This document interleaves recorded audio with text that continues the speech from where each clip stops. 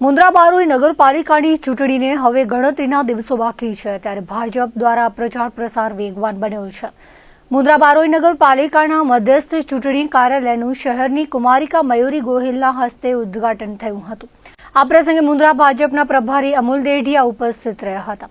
સુધરાઈના પૂર્વ પ્રમુખ રચનાબેન જોશીએ નગરપાલિકાના 5 વર્ષના કરોડોના વિકાસ કામોની વાત કહી હતી. મુન્દ્રા તાલુકા પૂર્વ પ્રમુખ વિશ્રામ ગઢવીએ જણાવ્યું હતું કે પક્ષ મહાન છે, વ્યક્તિ મહાન નથી. ભાજપ મહેનત કરનારે અવશ્ય મહત્વ આપે છે. મુન્દ્રા નગરપાલિકાના 5 વર્ષના શાસનમાં કરોડોના વિકાસ કામો થયા છે. મુન્દ્રાના પ્રભારી અમૂલ દેઢિયાએ જણાવ્યું હતું કે કેસ મુન્દ્રા નગરપાલિકાએ 5 વર્ષમાં 146 કરોડના વિકાસ કામો કર્યા છે. મુન્દ્રામાં એક હોલ નથી, જે એસી હોલ બનાવવા ધારાસભ્ય અનિરુદ્ધ દવેના પ્રયાસો જારી છે.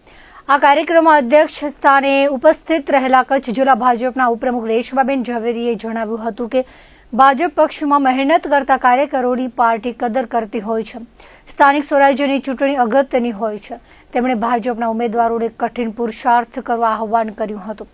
બૂથ લેવલની કામગીરીને મહત્વ દર્શાવ્યું હતું. કાર્યક્રમનું સંચાલન ગૌરાંગ ત્રિવેદી અને આભાર વિધિ હિરેન સાવલાએ કરી હતી.